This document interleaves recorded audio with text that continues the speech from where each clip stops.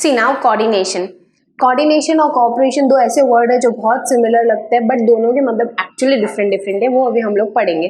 Coordination को Henry Fayol ने define किया है, स्टेट किया, एंड सी स्टूडेंट्स हर टॉपिक में either it's staffing, planning, organising, directing, coordination, cooperation, controlling, इन सब में ना मैंने किसी ना किसी ऑथर या किसी ना किसी पर्सन का डेफिनेशन दिया है विच इज़ वेरी हेल्पफुल। अगर आप शॉर्ट नोट लिख रहे हो, उसके नेचर लिख रहे हो या इंपॉर्टेंस लिख रहे हो, तो आपको एक ये लाइन लिख के ही आप उसके नेचर या इंपॉर्टेंस लिखो फॉर गेनिंग मार्क्स। क्लियर? अब मैं आगे पढ़ाती हूँ what is coordination. Coordination is stated by Henry Fayol. Coordination is an act to harmonize all the activities of concern. Now what is harmonize all the activities of concern, और फिर आगे पढ़ते हैं so as to facilitate its working and its success. अभी इसको हिंदी में बोलते हैं। कोऑर्डिनेशन का मतलब है एक्ट ऑफ हार्मोनाइजेशन, मतलब जहाँ पे सबको हार्मोनाइज करके चलना है, जैसे कि हैंड टू हैंड चलना है, ना किसी को आगे ना किसी को पीछे। हार्मोनाइज मतलब बैलेंस रखना है, सबको एक जैसा ही काम करना है। All the activities of concern, जैसे चाहे वो सेल्स हो, फाइनेंस हो, मार्केटिंग हो, उन सबका जो भी काम है वो हैंड टू हैंड चलना चाहिए। कोई शफल नहीं, कोई फास्ट स्पीड नहीं, मतलब मिसअंडरस्टैंडिंग्स नहीं होनी चाहिए। हार्मोनाइज मतलब कि सबको साथ लेके चलो, वो काम एक एंटरप्रेन्योर का ही होता है। Of all the activities so as to facilitate its working and its success, जिसकी वजह से हम लोग को अपना सक्सेस बहुत फास्ट मिल सकता है। जो भी गोल्स है वो फास्टली अचीव हो सकते हैं। और वर्किंग में अभी सेल्स डिपार्टमेंट है, फाइनेंस डिपार्टमेंट है, तो उनको अपनी वर्किंग साथ में मिलकर भी बहुत बार करनी पड़ती है। समझा? तो हार्मोनाइज मतलब एक बैलेंस होना, एक पीस ऑफ वर्क होना कोऑर्डिनेशन में, यही कोऑर्डिनेशन है। मतलब see if you are 10 friends को कुछ काम असाइन किया है बाय प्रिंसिपल और बाय एनी अदर टीचर, तो तुम लोग 10 में से एक हेड बनता है, एक लीडर बनता है। फिर वो लीडर सबको अलग अलग काम प्रोवाइड करता है कि आपको ये काम करना है, आपको ये काम करके लाना है, आपको डेटा निकाल के लानी है। क्लियर?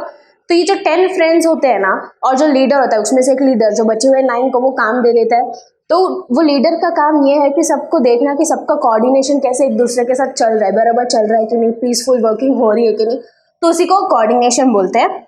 अभी उसके नेचर मतलब उसके कैरेक्टरिस्टिक्स टोटल 10 है। Team work, continuous activity, dynamic process, integration, pervasive function, responsibilities. एक काम करते हैं, ये वाला पार्ट बाद में ही पढ़ लेते, पहले ये वाला देखो, टीम वर्क।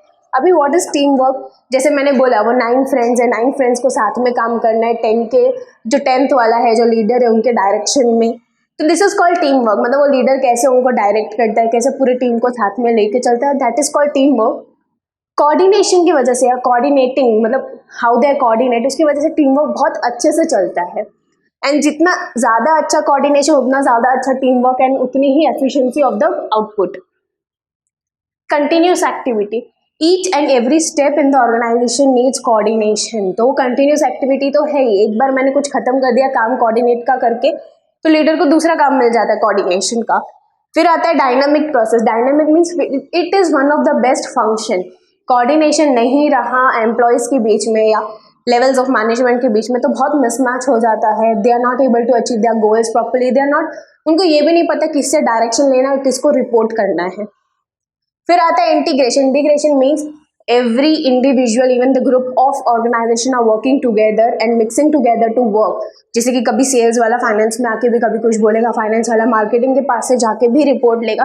तो this all are integrated process, integrated function, मतलब सबको कंबाइन करके इंटीग्रेशन मतलब कंबाइन। तो coordination helps in integration also. फिर persuasive function, pervasive function. Pervasive means different level of management को ज्वाइन करके, तो कोऑर्डिनेशन तो का काम ही हार्मोनाइज करना। हार्मोनाइजेशन के लिए डिफरेंट लेवल ऑफ मैनेजमेंट भी चाहिए मेरे को, तो ये पार्ट हो गया। फिर आता है रिस्पॉन्सिबिलिटी। सी कोऑर्डिनेशन हो, कोऑपरेशन हो, स्टाफिंग हो, रिस्पॉन्सिबिलिटी तो सब में ही होती है। तो कोऑर्डिनेशन में भी है सिंक्रोनाइजेशन ऑफ एफर्ट्स, मतलब सबके एफर्ट्स का सिंक्रोनाइजेशन। सिंकिंग मतलब एक के साथ एक की ही चलना, ऐसा नहीं कि ये आगे चल रहा है तो ये और पीछे चलेगा। सिंक्रोनाइजेशन मीन साथ में चलना। Coordination differ from cooperation. See मैंने बोला था कोऑर्डिनेशन और कोऑपरेशन दोनों बहुत अलग ऑब्जेक्ट्स है, दोनों की मीनिंग अलग अलग। कोऑर्डिनेशन मतलब सिंक्रोनाइज करना, हार्मोनाइज करना, बट कोऑपरेशन का मतलब है to protect the interest of the employees. Coordination में सब एम्प्लॉयज, सब ग्रुप ऑफ डिफरेंट ग्रुप्स और सब लेवल ऑफ मैनेजमेंट साथ में चलते हैं, कॉपरेशन में उनकी इंटरेस्ट, उनके हॉबीज को या उनका इंटरेस्ट को, जहाँ पे उनका इंटरेस्ट है वो प्रोटेक्ट करना, उनके साथ नाइंसाफी ना होने देना, वो सब कॉर्पोरेशन में आता है। फिर नेक्स्ट कॉमन ऑब्जेक्टिव, तो कोऑर्डिनेटिंग का मेन कॉमन ऑब्जेक्टिव है जो भी उनके गोल्स है, जो भी गोल्स उन्होंने सेट किए हैं, या सक्सेस है या प्रॉफिट है, वो सब अचीव करने के लिए काम आता है।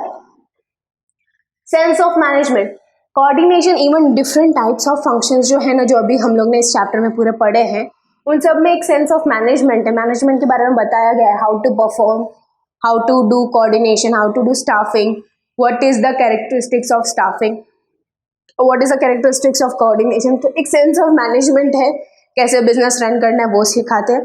तो ये थे नेचर। नेक्स्ट हम लोग पढ़ेंगे इम्पोर्टेंस।